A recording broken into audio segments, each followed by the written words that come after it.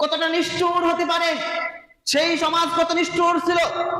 যখন ছোট্ট কন্যা সন্তান, একবার ভেবে দেখুন যে আপনার ছোট্ট কন্যা সন্তান, যেই সন্তান আপনাকে বাবা বাবা বলে ডাকে, যেই সন্তান আপনার জন্য কান্না করে, যেই সন্তান আপনি না খেলে জোর করে বলে বাবা এসে ভাত খাবে না, সেই সন্তানের দিকে একটু অনুভব করেন, একটু পরিকল্পনা করে দেখেন, যেই সন্তানকে আপনি সাজিয়েছেন, মা সাজিয়ে দিয়েছে, সেই সন্তানকে আপনি হাত ধরে নিয়ে গেলেন ওই মাঠে, যেই মাঠে আগে থেকে গর্ত করে রাখা হয়েছে। উল্লেখ করেছেন ওয়াইযা বুশিরা আহাদুহুম বিল উনসা ওয়াল্লা ওয়াজহুহু মুসওয়াদ্দান ওয়া হুয়া কাযীম। আল্লাহ সুবহানাহু ওয়া তাআলা পরিষ্কার ভাবে বলছেন, জাহিলি যুগে যখন কোন পিতাকে সুসংবাদ দেওয়া হতো, বুশিরা আহাদুহুম বিল উনসা, তাদেরকে তখন সুসংবাদ দেওয়া হতো। কিসের সুসংবাদ? কন্যা সন্তানের সুসংবাদ দেওয়া হতো। যখন কোন পিতাকে জানানো হতো যে তোমার কন্যা সন্তান হয়েছে, তখন ওই ব্যক্তির মুখটা মলিন হয়ে যেত, মুখখানি মলিন হয়ে যেত, মুখের দিকে তাকানো যেত না। তিনি লজ্জায় মুখ কিভাবে দেখাবে সমাজে, ওই পেরেশানিতে মুখ মলিন হয়ে যেত। কেন? কি সমস্যা? সমস্যা একটাই, কন্যা সন্তান হয়েছে। যে আমার কন্যা সন্তান হয়েছে, আমি সমাজে মুখ দেখাবো কি করে? এই লাঞ্ছনা অপমান সহ্য করতে না পেরে তখন কি করত? সেই ছোট্ট শিশুকে, কন্যা সন্তানকে জীবিত অবস্থায় মাটিতে পুঁতে দিত। বলেন নাউযুবিল্লাহি মিন যালিক। জাহিলি যুগে নারীদের অবস্থা, নারীদের বেঁচে থাকার অধিকার ছিল না। ইসলাম আসার পূর্বে নারীদের অবস্থা ছিল, তাদের বেঁচে থাকার অধিকার ছিল না। তাদের ছোট্ট অবস্থাতেই তাদেরকে জীবিত অবস্থায় মাটিতে পুঁতে দেওয়া হতো। আরো মর্মান্তিক ঘটনা বলা হয়েছে, যখন কোনো কন্যা সন্তানকে জীবিত অবস্থায় মাটিতে পুঁতে ফেলা হতো, তখন এই কন্যা সন্তানের মাকে বলা হতো, এই সন্তানকে সুন্দর করে সাজিয়ে দাও, সুন্দরী করে সাজিয়ে দাও।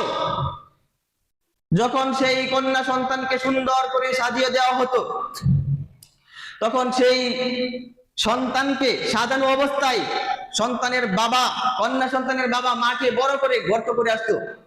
এবার সাজানো শেষ হলে কন্যা সন্তানকে সাথে নিয়ে যেত এবং বলতো, কতটা নিষ্ঠুর হতে পারে, সেই সমাজ কত নিষ্ঠুর ছিল।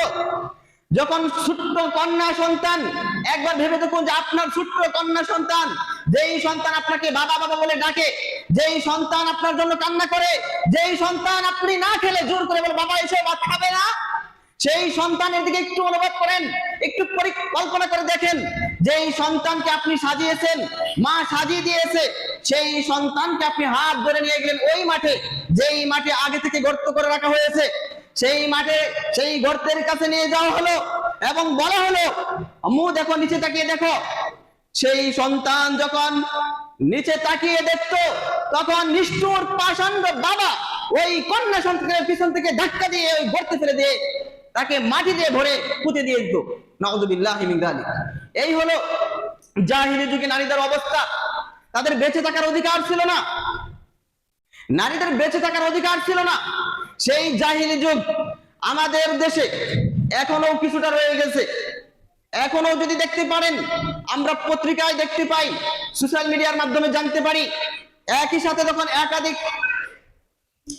একাধিক কন্যা সন্তান কোনো নারীর হয়, কোন নারীর যদি একাধিক কন্যা সন্তান থাকে, এক এক করে শুধু কন্যা সন্তান হয়, পত্রিকায় হেডলাইন হয়, তৃতীয়বার কন্যা সন্তান জন্ম দেওয়ায় ওই নারীকে তালাক দিয়েছে, চতুর্থবার কন্যা সন্তান জন্ম দেওয়ার কারণে ওই নারীকে তালাক দিয়েছে, কিংবা আর অন্য অনেক সমস্যা হয়ে থাকে, আমরা পত্রিকা কিংবা সোশ্যাল মিডিয়ার মাধ্যমে জানতে পারি।